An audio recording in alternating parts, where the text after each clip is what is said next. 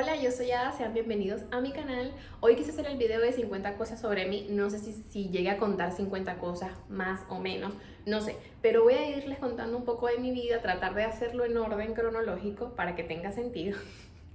Vamos a ver qué tal me sale porque no anoté nada de las cosas, sino como que quiero que sea muy espontáneo.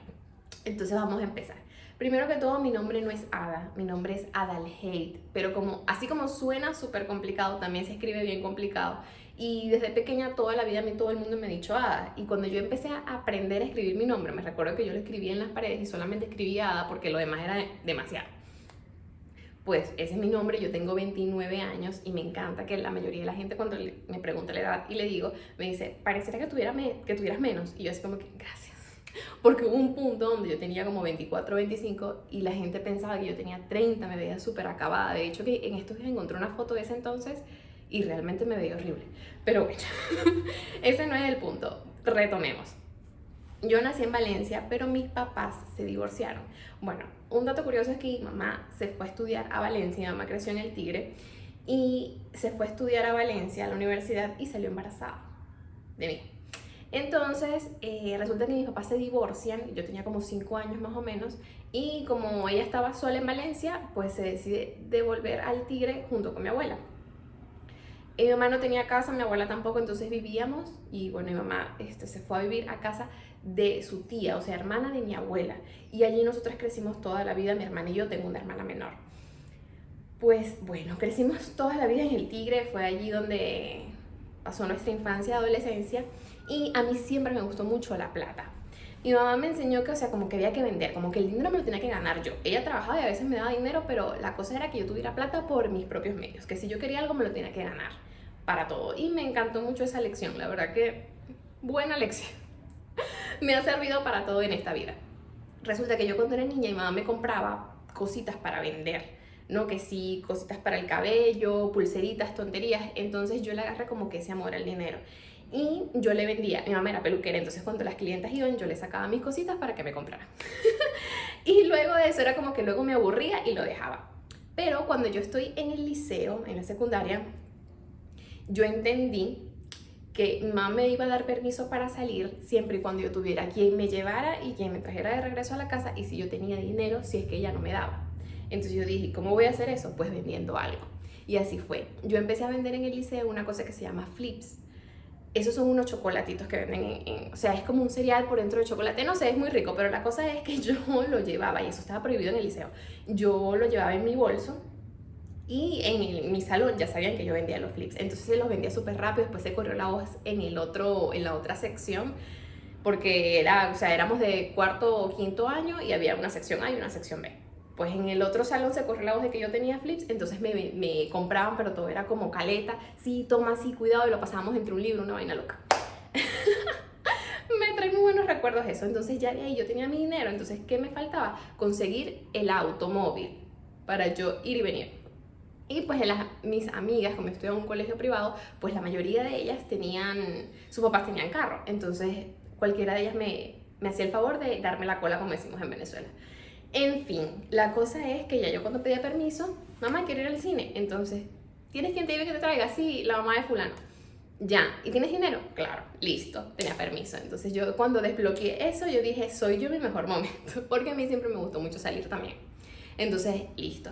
De ahí siempre, aparte de que me gustaba vender, cuando ya tuve edad para trabajar, yo empecé a trabajar. Yo me agarré un año después que yo salí de la secundaria, me agarré como el año sabático que le llaman, un año donde yo no hice nada, pero no fue a propósito, sino que cuando yo salí del liceo, yo me iba a ir a estudiar a otra ciudad, pero pasaron cosas, no sé qué, y yo me terminé quedando en el Tigre. Y ya cuando empezaba como que el semestre, ya yo había perdido todo el año sin hacer nada. Entonces hice un curso y que para ser auxiliar de primaria, no sé por qué, si a mí no me gustan los niños y yo no tengo paciencia para nada, pero yo me metí en eso y realmente descubrí que no era lo mío, perdí el dinero, pero la verdad es como que para terminar de comprobar que eso realmente yo no podía irme por ahí.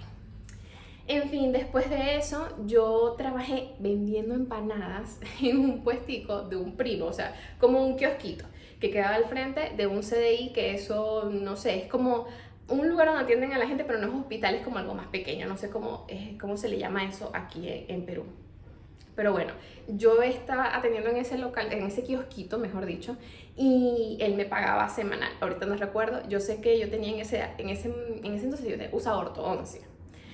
Entonces eso me daba para pagarme mi ortodoncia y no pedirle a mi mamá.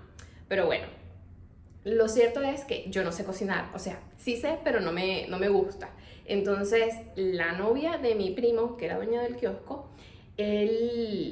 ella era la que hacía las empanadas y yo hacía los jugos y cobraba, o sea, atendía, ¿qué quieres y tal? Y eso era lo que yo hacía. Ahí yo tenía 17 años. Cuando ya cumplí los 18, yo empecé a trabajar en una tienda que se llama Kyoto Sport. Eso es una franquicia allá en Venezuela donde venden ropa deportiva, zapatos deportivos, así, y también otras cosas como casuales.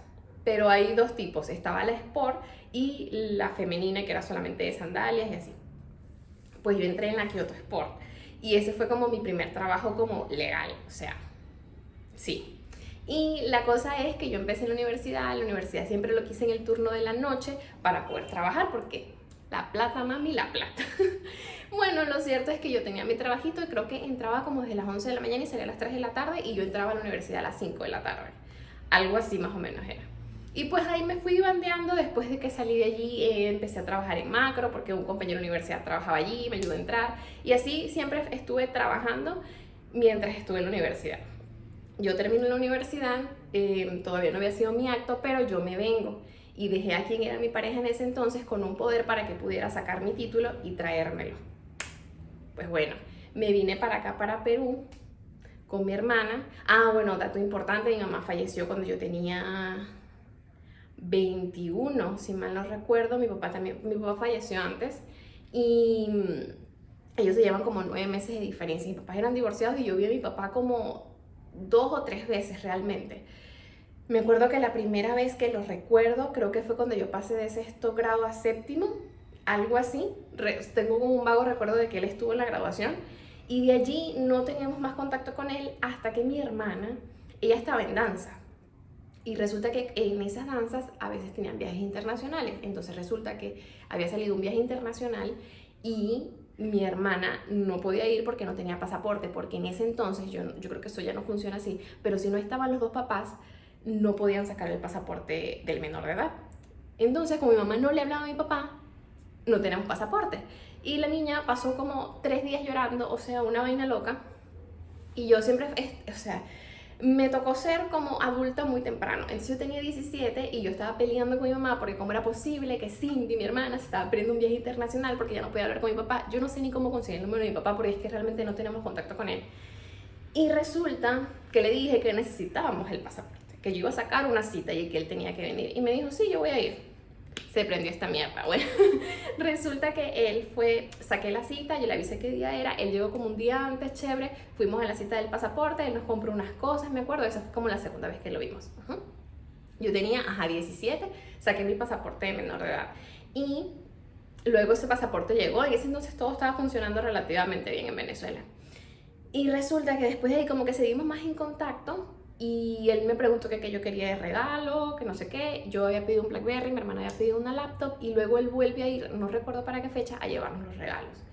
Después de allí estuvimos como en contacto cierto tiempo más, o sea, él me llamaba, no sé qué, me pasaba lo de la renta del teléfono, pero no era como que la mejor relación papá e hija porque es que no existía.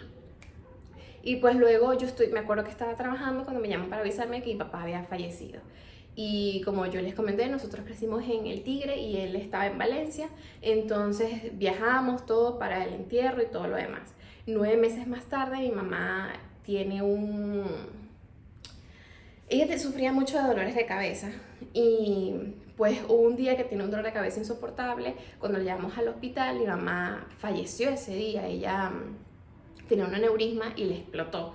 Entonces en el hospital la revivieron, pero ella ya le había dado un derrame. Entonces ella, o sea, ya tenía muy pocas probabilidades de vida. Sin embargo, por la edad, porque ya tenía 42 en ese entonces, la metieron a terapia intensiva.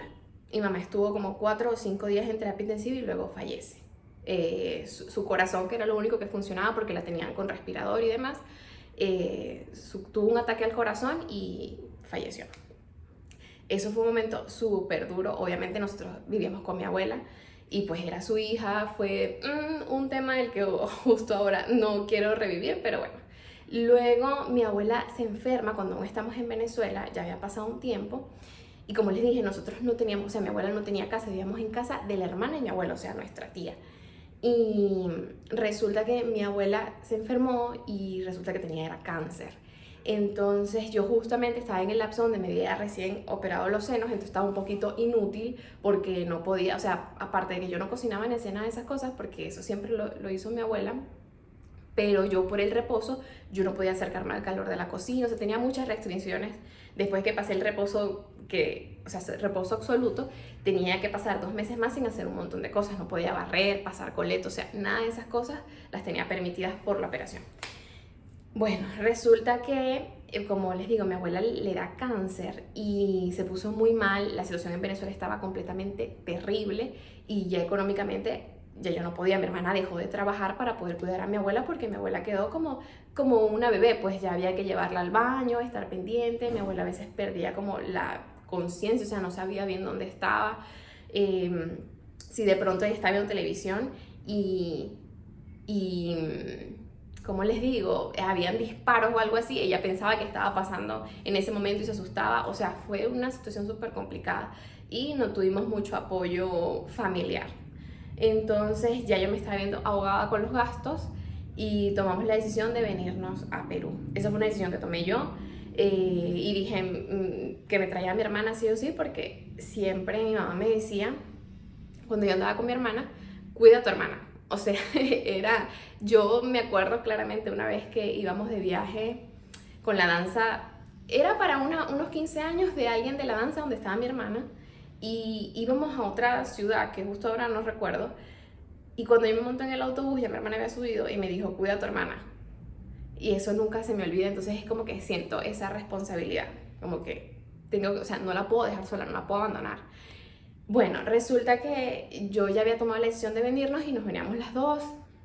En fin, mi abuela queda con la suegra de mi hermana, queda cuidándole. Nosotros ya nos comprometimos a pasar económicamente todo para que no le faltara nada, porque ya económicamente yo en Venezuela no podía y nadie más de la familia aportaba nada, entonces ni emocional ni económicamente, entonces había que tomar decisiones. Pues lo cierto es que nos venimos acá a Lima y pues pasan un montón de cosas, un montón de situaciones que no veíamos venir. Nosotros veníamos creyendo una realidad distinta, pues y que cada quien cuando te cuenta algo lo hace desde su propia experiencia y no quiere decir que si a ti te fue bien, a mí también me va a ir igual, porque todos somos seres distintos y todos pasamos por situaciones diferentes. Entonces yo en Venezuela trabajaba en un banco, bueno, esa parte me la salté, yo en Venezuela tuve muchos trabajos, yo llegué a trabajar en un hipódromo, en una clínica, en un banco, que fue mi último trabajo, y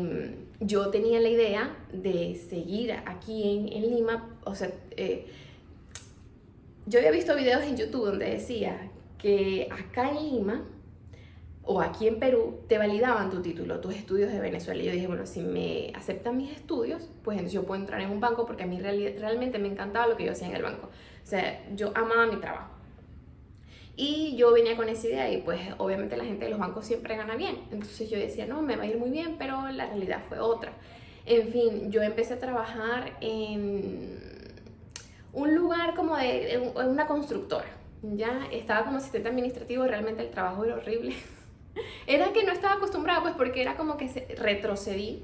Estaba como que sacando copias y haciendo cosas que ya yo no hacía. O sea, sí sacaba una copia de mi trabajo, pero yo hacía cosas más importantes, por decirlo así. Sentía que me estaba estancando, como que si yo fuese una pasante cuando ya yo había avanzado. Entonces sentía que era un lugar donde me estaba estancando.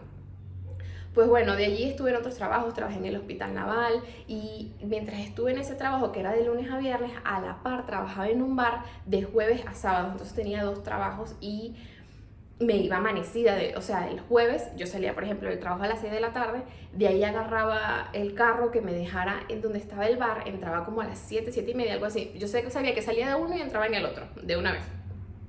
Y por lo menos un jueves salía como a las 3 de la mañana, entonces me iba a la casa, me bañaba, me acostaba, me paraba a las 5 de la mañana, o sea que no había dormido un carajo, para irme al trabajo de lunes a viernes. Entonces entraba en la mañana, porque me quedaba lejos.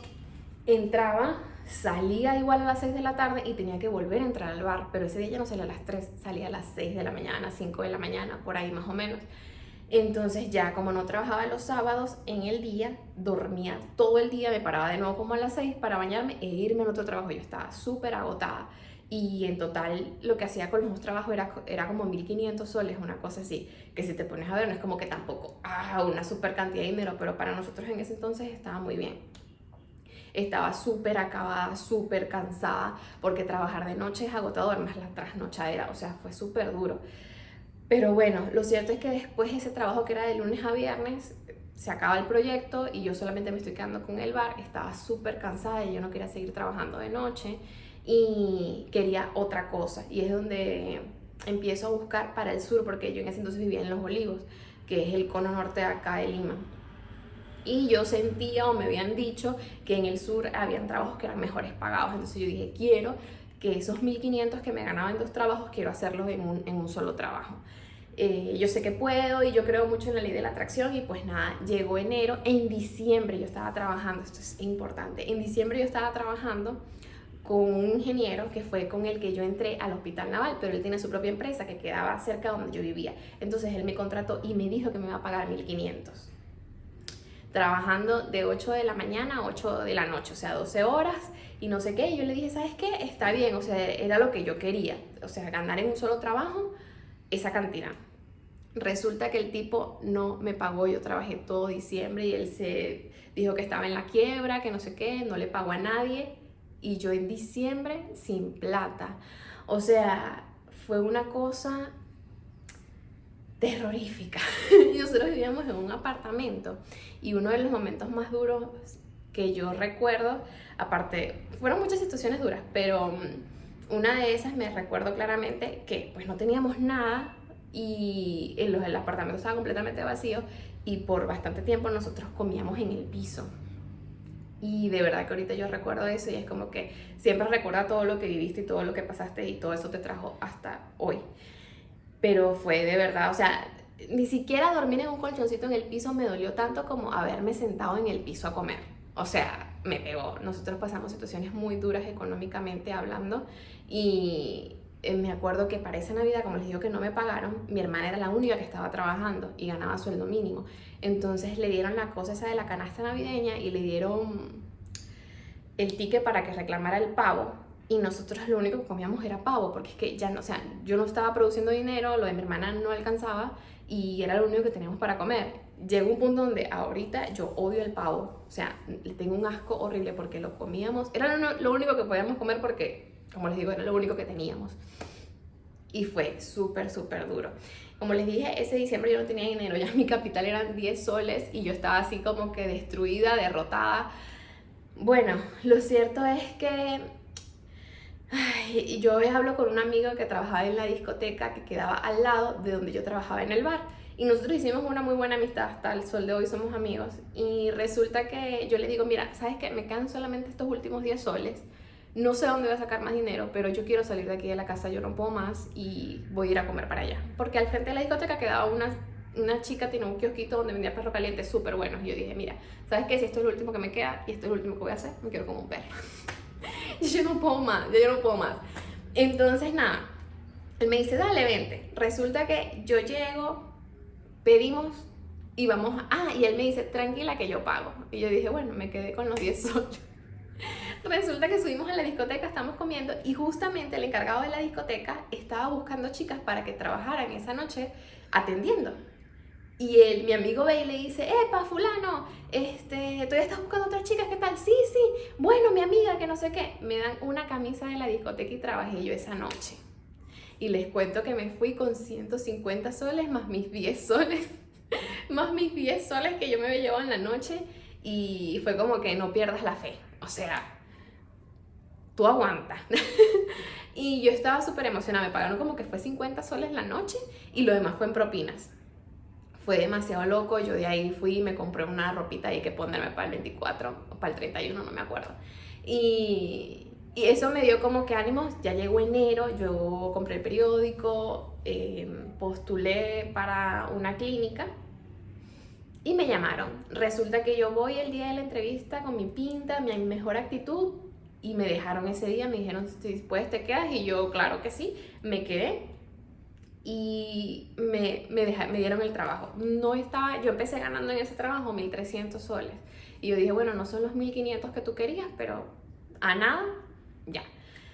Pues nada, eso fue una clínica de diálisis, fue la primera vez que trabajaba en una clínica de esa especialidad y fue aprendiendo muy rápido. Y a medida de que yo iba avanzando en el trabajo me iban aumentando el sueldo. Total, es que cuando yo me retiro yo estaba ganando 1.600 soles. Me estaba yendo súper bien, la verdad que sí. Pero luego esa clínica quebró. O sea, yo como veía todos los procesos, ya yo me daba cuenta que no nos están enviando pacientes y obviamente no tener pacientes, no tenemos ingresos y ajá, ¿qué va a pasar? Entonces yo renuncio antes de que pase todo ese param pam pam, luego la clínica cierra y me fui a trabajar con un ginecólogo. Ya, estuve allí como un mes nada más porque el tipo me acosaba. Y antes de que me digan nada, yo nunca iba a trabajar así. O sea, yo siempre iba bien tapadita y todo. Y el tipo era como que yo en ese entonces tenía pareja y yo siempre hablaba de él. Y él me decía que no importaba que yo tuviera pareja, pero que él quería tener algo conmigo, pero que él también tenía esposa, que todo iba a ser como callado. Y yo así como que, no, o sea, yo no quiero esto. No, era mucha presión. A veces nos quedábamos los dos solos porque había otra chica que tenía como que un cargo superior al mío. Y mientras ella estaba todo tranquilo, pero cuando ella se iba, el doctor me llamaba a su oficina y quería que yo estuviera ahí tomando con él. Y yo así como que todo se puso muy incómodo, de verdad necesitaba el trabajo, pero renuncié. Apenas me cobraron dije, no puedo venir más, lo siento, me mudo de país. Chao. Porque la chica que les digo que tenía un cargo mayor al mío, ella me dice como que, ay, una chica trabaja, aquí las chicas casi no duran, y es que se van, no sé de verdad qué es lo que pasa, si el trabajo es muy tranquilo, y de verdad que el trabajo era súper tranquilo. Pero una de ellas me dijo a mí que el doctor la acosaba y yo la verdad no creo porque el doctor no se presta para esas cosas, que no sé qué. Entonces luego cuando el doctor me empezó a acosar a mí, yo dije no le voy a decir a ella porque es que ella no me va a creer, porque le tiene más confianza al doctor, qué sé yo, no sé. Entonces yo dije, ¿para qué voy a decir algo? Yo mejor me voy y ya, dejo esto así. Resulta que ya era noviembre y yo sin trabajo y sin un sol porque yo no había ahorrado nada porque ¿cómo voy a ahorrar? Sí, hizo todo un desastre. En fin, lo cierto es que no tenía dinero. Ese diciembre me fui a pasarlo con mi hermana, como todos los años, pero en ese entonces ya estamos viviendo separadas, porque cuando nosotros llegamos vivíamos todas en un mismo apartamento y ya, bueno, nos separamos. Bueno, me he comido muchas cosas, pero ajá, estoy contándoles los más relevantes. Bueno, esa Navidad como nunca yo no me sentía como triste, ¿saben? Era como que todo estaba mal, pero yo no perdía las esperanzas. Yo sabía que algo bueno iba a pasar. Y llega el 2020. Yo sin trabajo otra vez, en enero vuelvo a comprar mi periódico y encontré en una clínica de diálisis y yo dije, me encanta porque yo, o sea, no tenía como la idea de volver a una clínica de diálisis, solamente yo pensaba, era como que voy a trabajar de lo que sea, pero es un trabajo ya. Y que esté cómoda y que un jefe no me acose. Entonces resulta que veo lo de la clínica y dije, bueno, a mí me encantaba trabajar en la clínica de diálisis y sí es cierto que tengo muchos meses que perdí la práctica, pero tengo el conocimiento. Fui a la entrevista, me acuerdo que fue un Starbucks por La Molina y hablé con el doctor, el dueño de la clínica, estuvimos conversando, me preguntó algunas cosas de diálisis y yo les respondí y se dio cuenta que sí sabía y me dijo, bueno, puedes empezar el lunes, me acuerdo que era como un jueves. Y yo me quedé fría y le dije, sí, me dijo, ¿cuáles son tus expectativas salariales? Y eso a mí me llamó la atención porque en Venezuela eso no lo preguntan. Te ofrecen un puesto, toma, y esto es lo que te vamos a pagar. ¿Te gusta o no te gusta? Tú verás. Pero aquí te preguntan y yo le dije, por supuesto, 1.500. Ese era el monto que yo me iba a aferrar. Entonces él me dice, ya, está bien, te lo voy a pagar porque tú sabes. Y yo, ok, me parece excelente. Empecé el lunes, me entrenó la chica porque yo trabajé con un seguro en la primera clínica que es del CIS y ahora me iba a trabajar con E-Salud y por supuesto los procesos son distintos, entonces tenía que aprender eso. Bueno, nada, la chica me estuvo entrenando como por 3 días, luego yo quedé sola y me sentía como pez en el agua. ¿Qué pasa? Empiezan, ya fue enero, febrero, viene la pandemia. Pequeño detalle.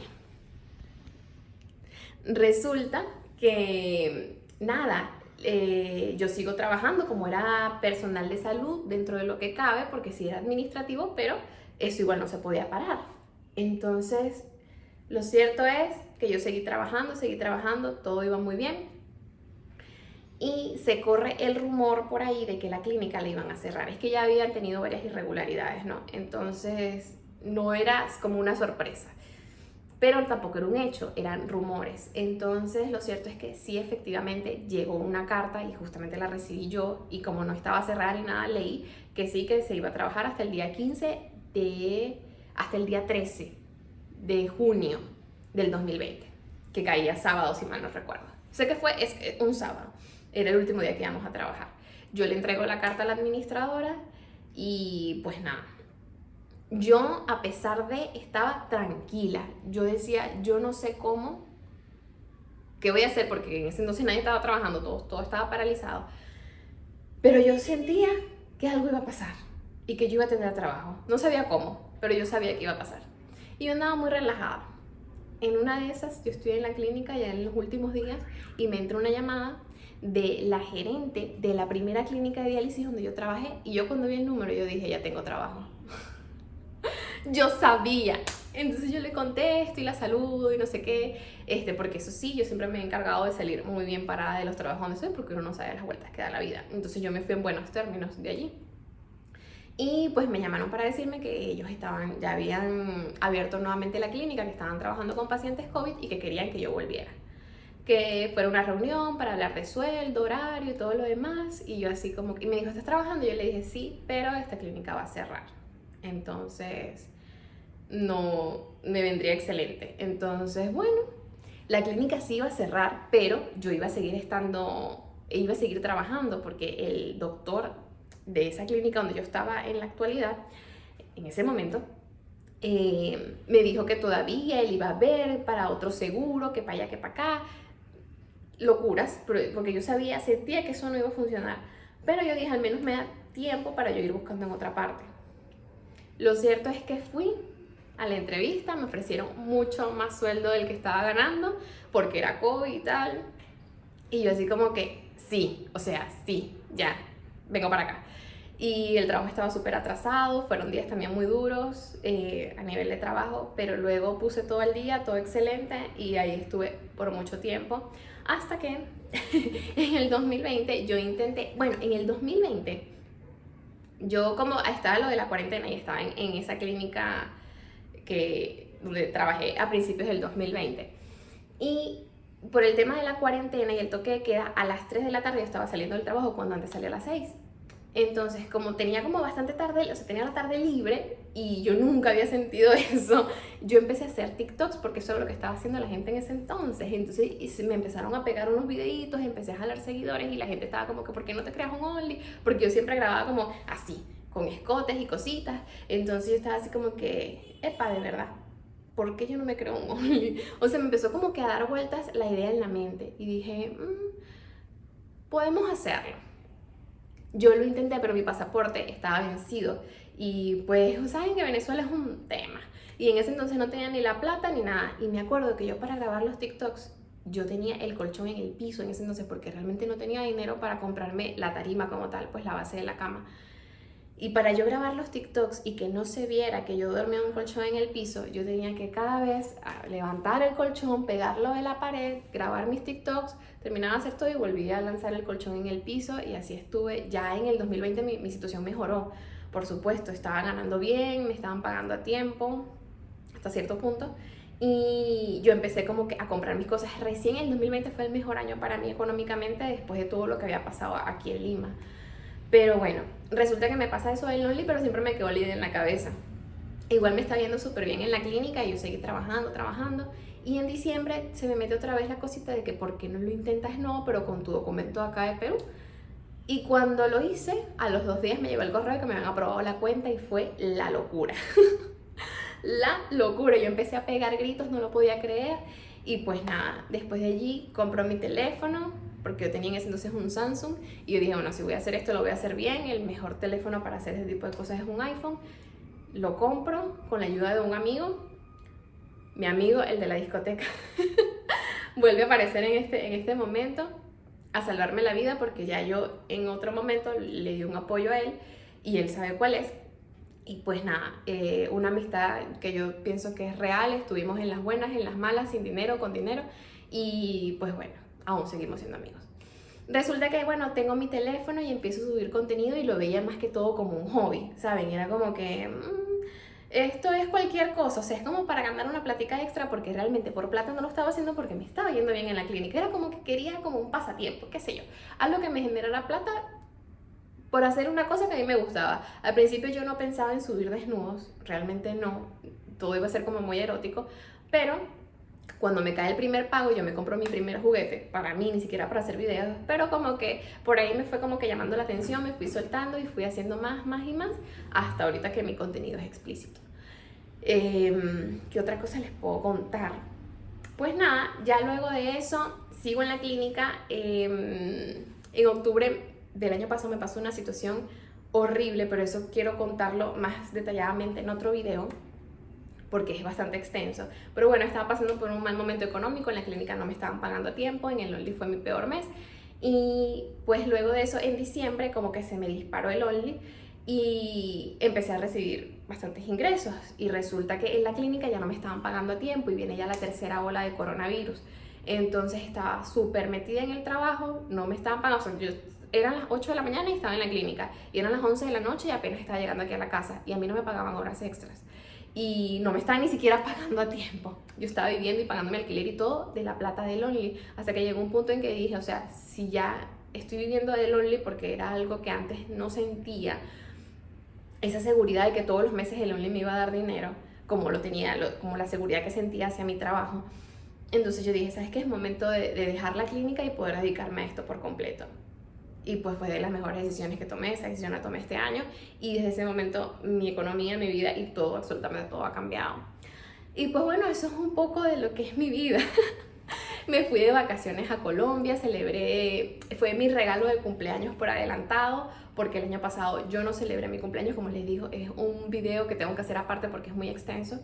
Y me di el gusto de ir a Colombia, fui a Cartagena, fui a Medellín, que quería conocer, regresé y celebré con mis amigos aquí en el apartamento de ese mismo día, todo tipo tranqui, y luego nos fuimos a la discoteca y acabamos los trapos hasta las 7 de la mañana y la pasé súper increíble. Este año ha sido maravilloso, han pasado un montón de cosas buenas, he aprendido un montón de cosas también, y pues quería que conocieran un poco más de mí. Espero que les haya gustado este video. Siento que, como les digo, es un montón, o sea, me han pasado muchísimas cosas y quise como que resumir lo más importante, espero haberlo logrado.